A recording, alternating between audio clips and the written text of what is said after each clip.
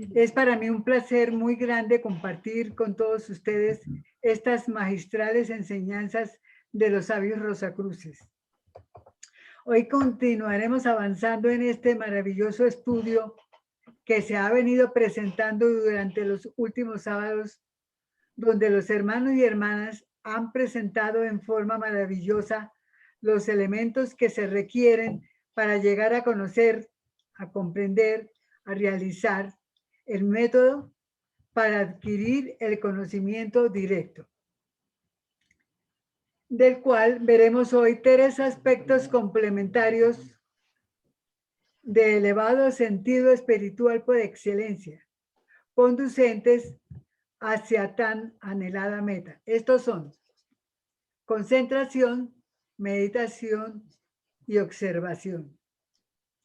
Pero antes debo informar a las personas que aún no conocen a fondo la magnitud y grandeza de esta fraternidad, conocida por todos los sabios y por todos nosotros como Escuela Rosacruz Antigua, cuyo objetivo primordial es guiar por el sendero de la verdad a quienes sientan el llamado interno del despertar espiritual, ya que este despertar es lo mejor y más valioso que puede ocurrirle a cualquier persona en el curso de una reencarnación cualquiera, porque con este despertar vendrán los anhelos de conocimientos verdaderamente trascendentales, los cuales nos llevarán poco a poco a verificar la verdadera esencia de nuestra naturaleza, tanto en lo humano como en lo divino, y a la vez esa intrínseca relación que tenemos con el gran cosmos. Recordemos aquel famoso axioma que dice: conócete a ti mismo. Pero los sabios caldeos dijeron algo más grande: conócete a ti mismo y conocerás el universo y a los dioses por ti mismo.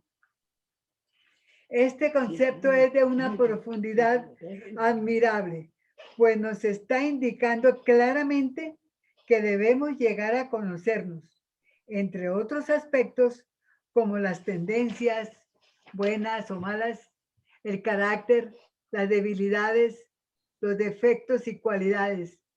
Pero lo verdaderamente esencial es ser conscientes de esos cuerpos o vehículos con los cuales estamos compuestos, desde los más densos hasta los más sutiles, de los principios que los animan, de las necesidades que nos generan y de los estados de conciencia de cada uno de ellos, de los cuales no sabemos nada. Pero esta grandiosa escuela poseedora de alta ciencia, con su saber científico y dinámico, ha venido trabajando diáfana y exhaustivamente para rescatarnos de ese oscuro y letal letargo evolutivo en el cual nos encontramos inmersos durante siglos. Pues hemos estado esclavizados en los mundos físico, emocional y mental por el mal uso que se le ha dado a estas potencias cósmicas que actúan tan impetuosamente dentro de dichos vehículos, desconociendo totalmente la magnitud de su trascendental función. Como hemos podido observar a lo largo de este extraordinario tratado, estos centros o vehículos han sido formados por el sonido logoico, el verbo creador, y cada uno de ellos tiene el poder, la belleza, la luz de la sabiduría de su respectivo espíritu, es decir, el espíritu divino, el espíritu humano y el espíritu de vida, con el objetivo primordial de llevarnos poco a poco a abarcar la conciencia universal. Es así como estos magníficos centros se constituyen en los peldaños ascendentes hacia la integración senciente con la sabiduría de la vida, vibrante ininterrumpidamente en nuestro interior. Por lo tanto, estos centros deben de estar armoniosos entre sí y en lo posible tan puros como el cristal para que la sabiduría interna se proyecte cual rayo del sol hacia la periferia, transmitiéndonos directamente el conocimiento del pasado, del presente, del futuro a la conciencia objetiva. Como sucede en forma natural y espontánea en los seres altamente espirituales, como los chohanes. Ellos, por ejemplo, abarcan la inmensidad de la galaxia, porque han llegado a los elevados estados de la conciencia macrocósmica, vibrante en el seno de la comisura gris. Los adeptos han logrado esa sublime unidad con la sensibilidad del sistema solar a través de su templo llamado hipotálamo. Al igual que todos los sabios del esoterismo puro, quienes han enterado en la hondura de sus membranas que cubren el cerebro, desde donde pueden conocer ese cúmulo de pensamientos, de sentimientos y actos de cada ser de la humanidad, al igual de todo aquello que ha sucedido, lo que está sucediendo y lo que está por suceder en cualquier parte del planeta, del universo y de la galaxia. Tenemos el extraordinario ejemplo de nuestro maestro Ragosini. Él, con su verbo enérgico, poético y cálido a la vez, expresaba con asombrosa rapidez ese vertiginoso caudal de conocimientos, de imágenes provenientes de su fecundo interior.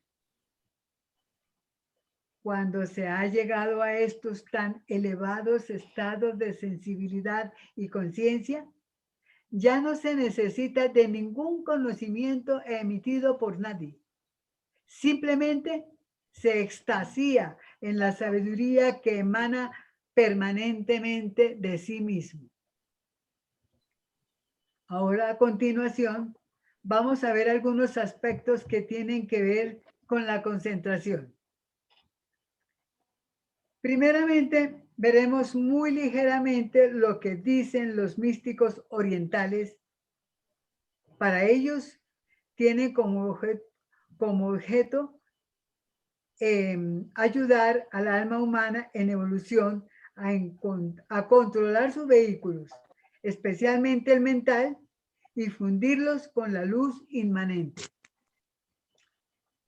Que en la práctica de la concentración es el alma humana la que trata de recoger y enfocar la luz de su intelecto en el plano mental y desde allí controlar sus cuerpos fundiéndose con un pensamiento, una idea o con la luz del logos. Que la concentración es como un peregrino que se dirige hacia una gran belleza y en el trayecto ascendente atraviesa obstáculos y experiencias muy dolorosas, pero continúa en su sendero hacia la cima con honda alegría.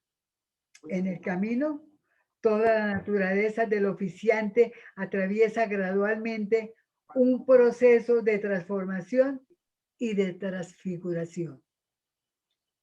Aclaran, si podemos retener fija la forma de pensamiento y al mismo tiempo tratamos de estudiarla, estamos haciendo concentración y meditación. En su filosofía, no es posible hacer concentración sin la meditación, pues la simple concentración cristaliza seriamente el vehículo mental y anula la sensibilidad. Sabiendo que este divino estado de sensibilidad es la base, es el impulso fundamental en el desarrollo de la evolución conscientiva. Con lo expresado tenemos ya una gran idea de la gran sabiduría de los orientales. Ahora vamos a conocer el significado de la palabra concentración. Con significa sociedad. Por eso se dice consorcio o compañía. La palabra con es armonía de contrarios para fijarse en una sola cosa. Por eso con el centro es quedarse con un punto matemático de referencia. Por lo general se dice que la mente es la que se concentra. Vamos a verificar tal afirmación. De acuerdo con lo que hemos venido observando en el proceso de la formación de este vehículo, este ha sido formado con la sustancia del plano universal al cual pertenece. Por lo tanto, es la mente una esfera de átomos poderosamente dinámicos a través de la cual el espíritu o ego enfoca su poder voluntad y la dirige hacia algún ideal. Quiero decir que esa inconmensurable fuerza cósmica que allí gravita solo puede ser dirigida exitosamente por una voluntad altamente desarrollada por la virtud de la veracidad.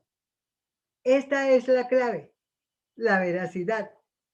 Aquel que se esfuerza por expresar la verdad en todo momento, cueste lo que cueste, es dueño de una voluntad férrea, verdaderamente fundamental para conducir correctamente el gran poder del pensamiento. Ahora, la concentración no solo es un enfoque mental, sino que es un enfoque vital a través de un sendero arduo y peligroso. Por la experiencia adquirida, ese difícil y estéril esfuerzo mental, especialmente en las personas del común, debilita considerablemente al cerebro y como resultado viene el desaliento anímico y posteriormente la renuncia casi irrevocable a tal fin, porque esto es igual a estrellarse contra una roca. Enseguida vamos a ver la opinión del señor Max Heindel, quien dice: lo primero que hay que practicar es la voluntad para mantener los propios pensamientos sobre un ideal y mantenerlos así sin permitir que se desvíen. Esa es una tarea sumamente difícil, pero debe ser realizada en alguna extensión, por lo menos antes de que pueda hacerse algún progreso ulterior. El pensamiento es el poder que empleamos para formar imágenes mentales. Pensamientos forman o ideaciones de acuerdo con nuestras ideas internas. Es nuestro poder principal y tenemos que aprender a mantenerlo bajo nuestro absoluto dominio, de manera que lo que produzcamos no sean fugaces ilusiones inducidas por las circunstancias exteriores, sino verdaderas imaginaciones generadas por el espíritu desde el interior. El señor Ragosini indica que el señor Magende se está refiriendo exactamente a la imaginación, ya que la concentración en sí endurece los vehículos internos y que por lo tanto esta práctica no es adecuada en la evolución. Vamos a ver el porqué de tal aseveración, ya que la recomendación presuntuosa del intelectualismo desprovisto de sensibilidad promueve la idea de que hay que poner la mente en absoluta quietud y en blanco como fundamento principal de la concentración. Esto es difícil de realizar y aún más en nuestro medio occidental, donde se está, por lo regular, inmersos en el materialismo, viviendo en pos de la gratificación de los sentidos. Teniendo en cuenta que la concentración es un proceso de vigilia mental y de control sobre la sustancia de la mente. Esto significa enfocar su conciencia sobre un objeto sin volver su atención a ningún otro lado. Esto es muy difícil. ¿Por qué? Porque la sustancia mental es como el mercurio. Se desliza de los dedos y se riega en una multitud de goticas y ya no se puede fusionar. Así es la mente. Es difícil polarizarla y enfocarla en un objeto debido a las muchísimas formas de pensamientos que reaccionan mecánicamente ante los estímulos provenientes de los mundos de afuera y de adentro. Tenemos un maravilloso ejemplo que nos ayuda a comprender estos conceptos. En nuestro estado actual de evolución, dice la señora Blavatsky, la mente parece un caballo salvaje con un niñito como jinete. Cuando el niño salta sobre el animal y trata de controlarlo, el caballo se vuelve más indómito y lleva al niño donde aquel quiera. Esto significa que el espíritu y el alma en evolución no la gobiernan y entonces el cuerpo mental queda preso de las impresiones, impulsos y tendencias que van y vienen. Nuestro sabio maestro Ragosín explica lo siguiente. Si se fija la mente en una sola cosa, digamos en una bola de cristal, a los 10 minutos ya está dormido, si realmente se concentra. Porque si comienza a divagar, no pasa nada, pero tampoco está verificando ningún trabajo. Concentrarse es estar pendiente única y exclusivamente en el punto al cual se ha dedicado la atención. Difícilmente se puede concentrar el hombre y si lo logra, se autohipnotiza, se duerme y no hace nada. Veamos la premisa del maestro. La concentración está en contra de la evolución de la sensibilidad y de la conciencia. Que eso no desarrolla la parte espiritual del hombre. Por el contrario, endurece los vehículos. Sin embargo, estamos en absoluta libertad de aceptar o no este concepto. Los magos negros practican la concentración con gran habilidad para dominar a los demás. Muchos de nosotros hemos visto en varias ocasiones a través de la televisión cómo un hipnotizador manipula la voluntad de las personas ingenuas, dejándolas a merced de cualquier abuso. Esto es un total absurdo desde el punto de vista de la dignidad y de la evolución de los individuos. Cuando el Señor Jesús enseñó a fijar la mente en una cosa para lograr egotísticamente ser dueños de la personalidad o del espíritu de alguien? Nunca. Porque de la personalidad nos adueñamos con los divinos ideales. Así embellecemos la vida y viviremos llenos de armonía según la intensidad de la imaginación, la cual debe prevalecer siempre, especialmente durante el proceso de la meditación.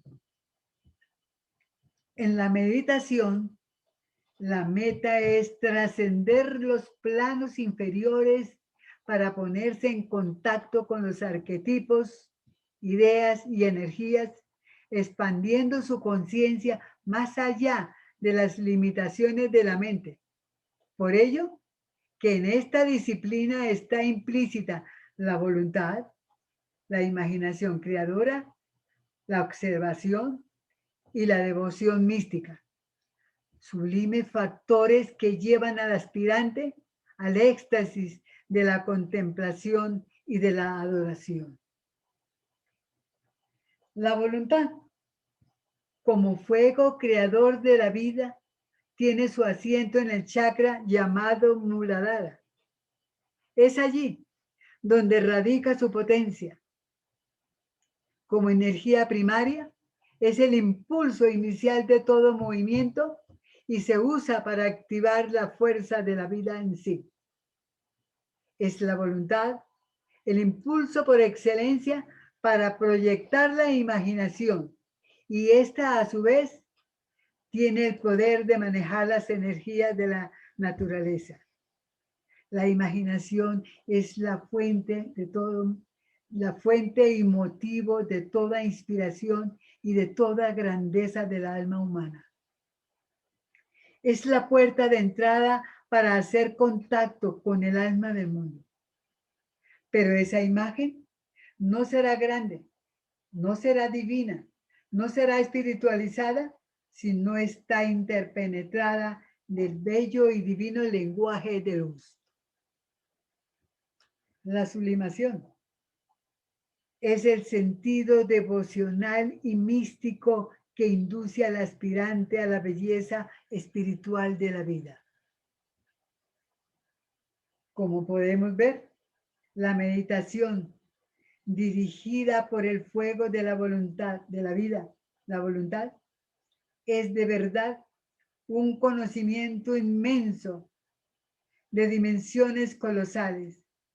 Se le puede definir como el epicentro de la evolución del ser humano en todos los aspectos de la vida. Esta es una ley irrevocable.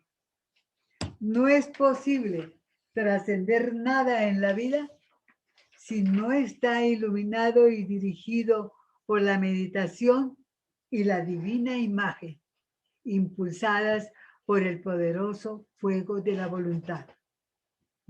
La meditación es una compenetración expandente en relaciones mayores y asociaciones más amplias con ideas elevadas, donde el ego puede expresarse libremente a través de los mundos inferiores, es decir, el físico, el vital, el emocional y el mental.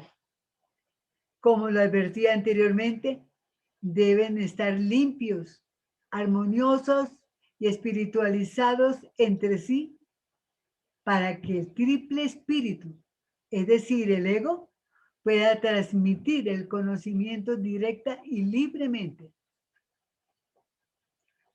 Entonces, no es el hecho de paralizar la mente durante la concentración. Lo que en verdad tenemos que hacer es recurrir a la meditación, porque ella es en sí la ciencia de la vida. Y la vida es movimiento. Qué diferente, ¿verdad? Esto sí es realmente trascendente para nuestra evolución. La palabra meditación debemos entenderla debidamente para saber cuál es verdaderamente el trabajo interior. Pero hay algo más. Si cambiamos la palabra meditación por visualización, estaremos en mejor condición psicológica. El maestro Rojas explica, hay que visualizar aquello que pretendemos comprender a través de la imaginación. Como dice sabiamente el adepto Eliphas Levi, la imaginación es la puerta de los mundos invisibles, a los cuales se ingresa inducidos por la fuerza de la sensibilidad. Qué diferencia y qué sublimidad. Siempre pretendemos ser sabios. Pues aquí está la clave. Aquí está la clave develada tan prístinamente por los sabios Rosacruz.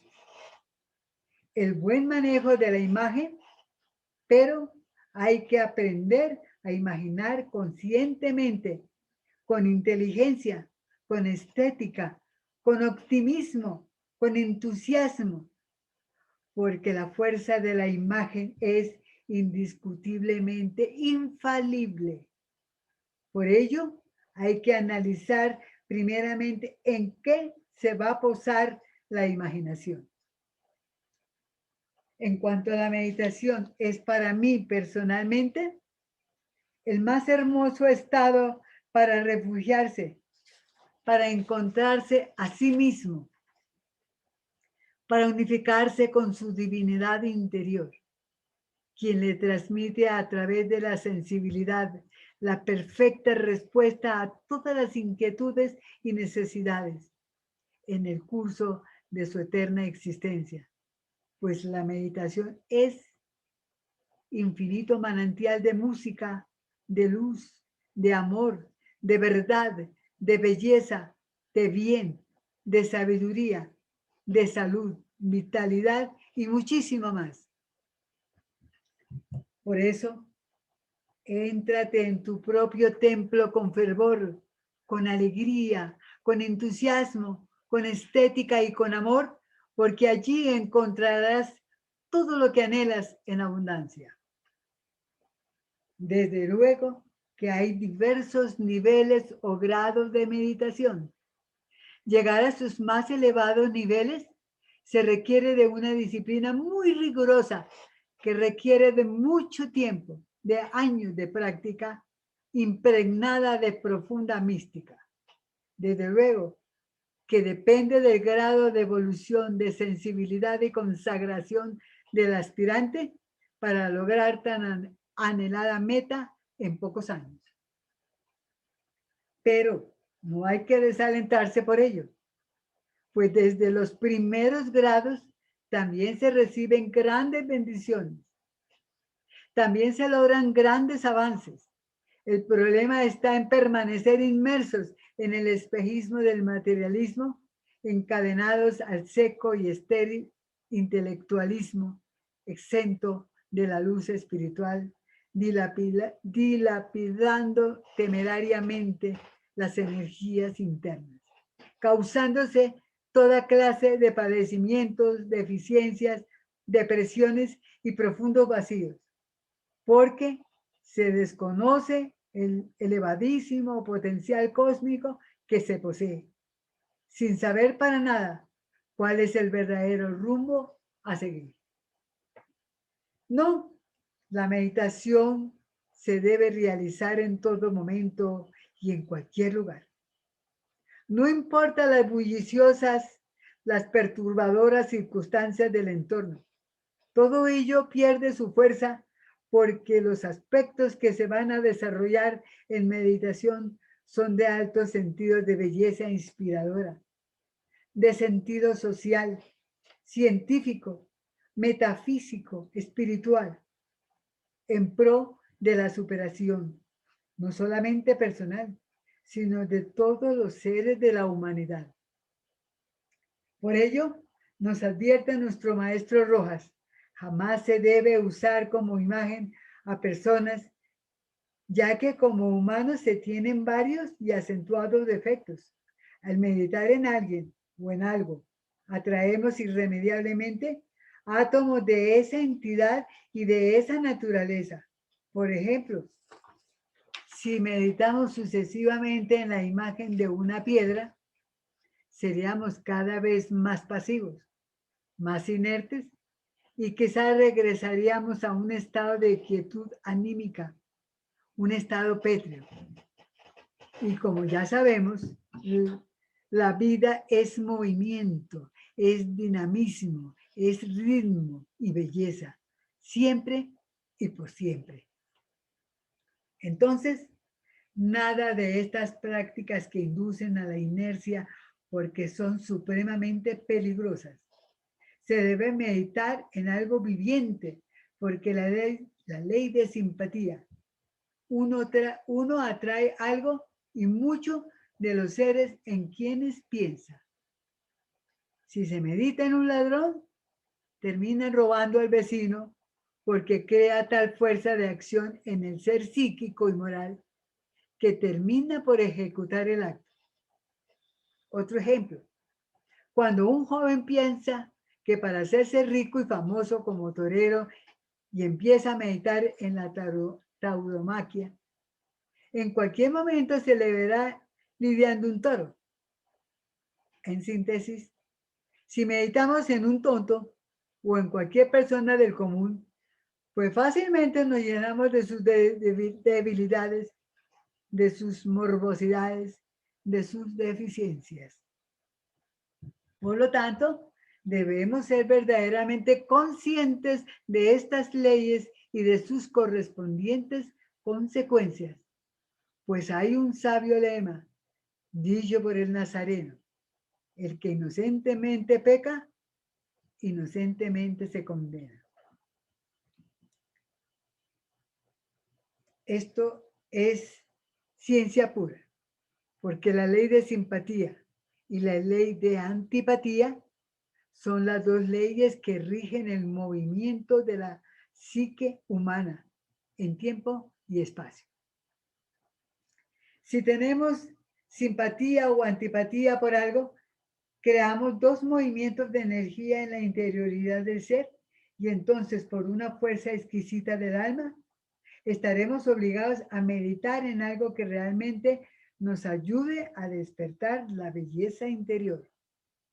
Si nos entusiasmamos en el mal, terminaremos haciendo daño a todo el mundo. Y es así como creamos nuestras propias miserias. Entonces, es la fuerza de la sensibilidad y de la imaginación lo que impulsa al hombre a hacer lo que quiere ser. En las artes, en la ciencia, quienes no aman la ciencia o el arte a que se dedican, jamás triunfarán porque van hacia la inercia. En cambio, quien ama su labor va logrando la realización de su ideal.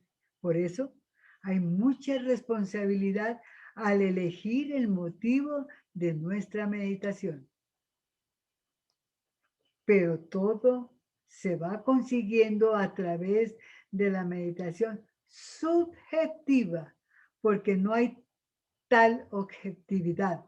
La meditación es siempre subjetiva. Es una imaginación penetradora de los misterios de la vida y del ser. Por ello, hay que meditar. Hay que visualizar aquello que pretendemos comprender, aquello que nos armonice, que nos ilumine. Y qué mejor que elegir un gran ser, seres que hayan sido superiores al karma humano, un Jesús, un Buda, un Hermes. Todo aquello debemos imaginarlo viviente y con todos sus detalles. Si es un Jesús, el Cristo, debemos visualizarlo con sus rasgos llenos de vida, sus ojos con una expresión viviente que no sea la de un sacrificado y sangriento. Debemos construir un ideal viviente y no una estatua. Si meditamos en los aspectos espirituales, tenemos la tendencia a espiritualizarnos. Si meditamos en la sabiduría, generaremos el ideal de llegar a ser sabios. Si meditamos en las matemáticas, pensaremos en el dominio de los números y de las ecuaciones. Si meditamos en el espíritu del sol, empezaremos a comprender su maravilloso orden y ritmo cósmico, y si lo hacemos con entusiasmo y devoción, nos vamos impregnando de aquella divina ola de conocimiento del sistema solar. Si meditamos en una célula, hay que llegar a sentir la vibración armoniosa y rítmica del espíritu, allí presente en su interior. Así tenemos la mejor de todas las meditaciones para ir trascendiendo la vida de la forma y llegar a la vida del sentido, de la idea, de la espiritualidad.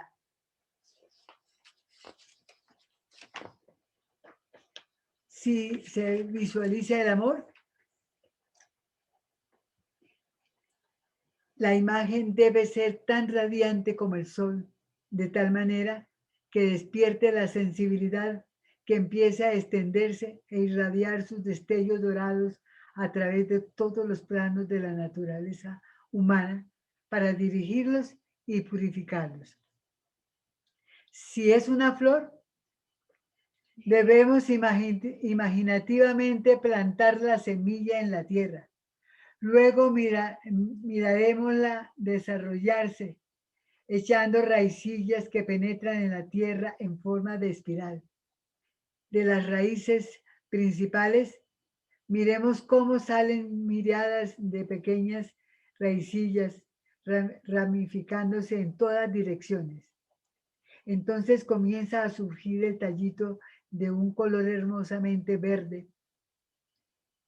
Crece, sale una yema, dos pequeñas ramitas que brotan del tallito principal. Sigue creciendo, otro juego de ramitas aparece. De estas brotan pedúnculos con más hojitas. Entonces surge un precioso capullo en la punta. Crece hasta que llega un momento en el que se abre y sale una hermosa rosa entre la verdura de las hojas. Se desarrolla en el aire, emitiendo un exquisito perfume que sentimos perfectamente, como cuando llega hasta nosotros la embalsamada brisa estival. Todo ello hermosamente creado por los ojos de la imaginación. En síntesis, la meditación es un trabajo interno en el cual la que opera no es la mente, sino la imaginación creadora. Y eso sí es realización para el alma, porque la imagen es la que le permite al hombre desarrollar su ego interno, comprender las cosas, mirar el pasado, el presente y el futuro nítidamente.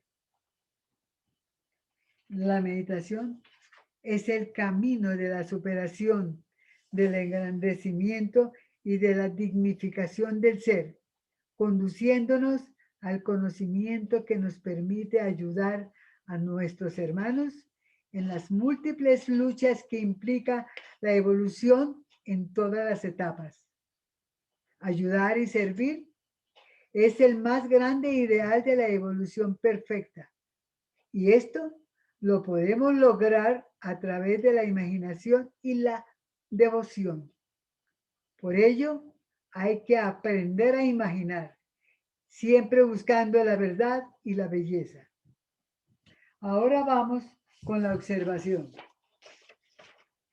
De acuerdo al sabio concepto de nuestro maestro Ragusini, este factor de la observación significa fiscalización. Fiscalizar es analizar el pro y el contra de todas las expresiones de la vida.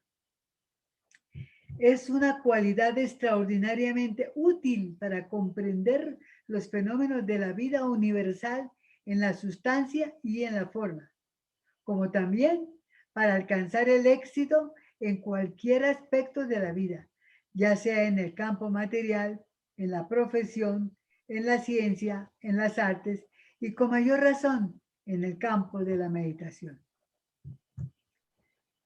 Pero en la mayor parte de la humanidad hay una falla deplorable de observación.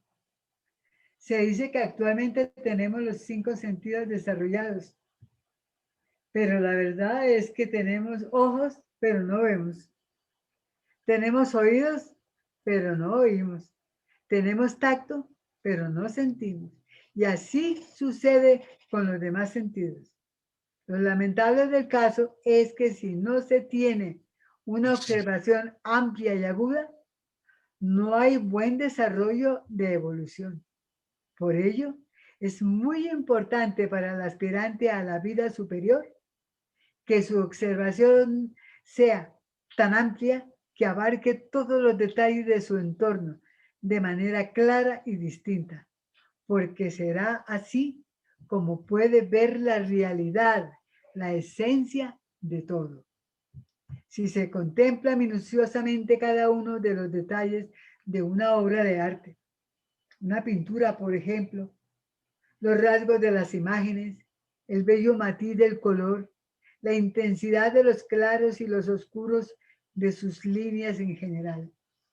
Esta práctica lleva al juicioso observador a percibir no solamente el estado anímico y espiritual del artista, sino que también el verdadero mensaje plasmado allí en el lienzo.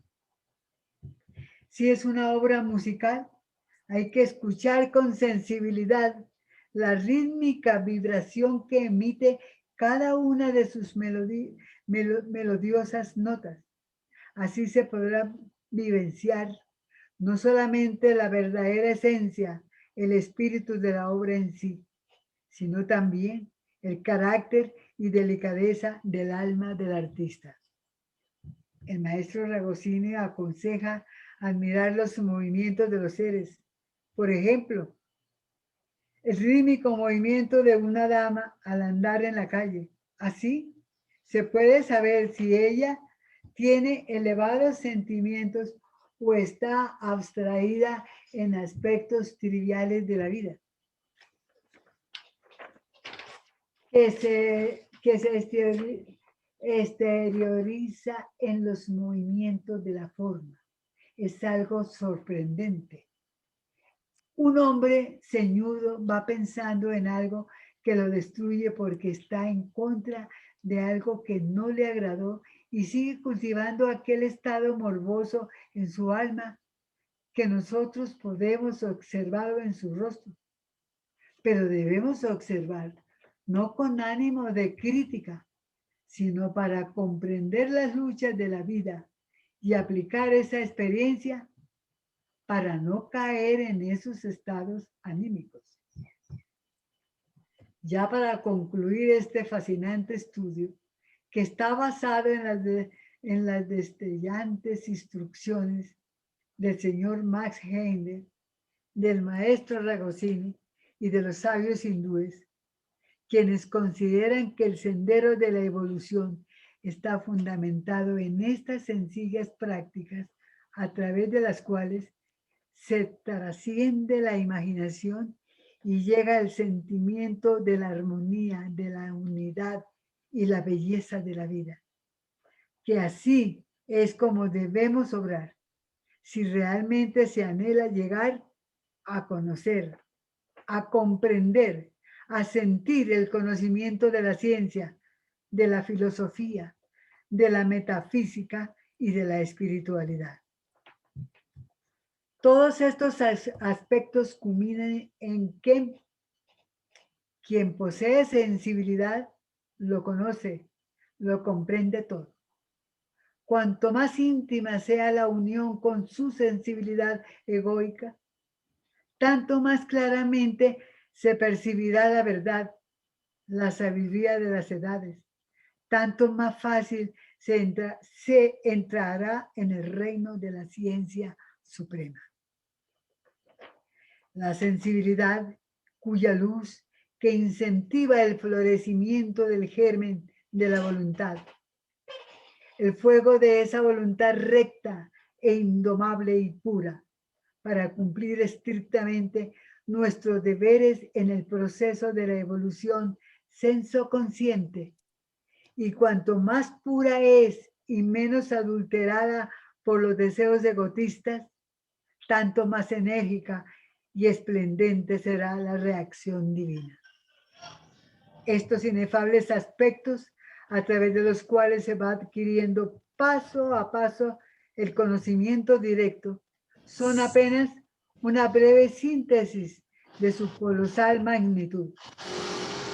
Son los pasos a seguir en el transcurso de nuestra eterna existencia.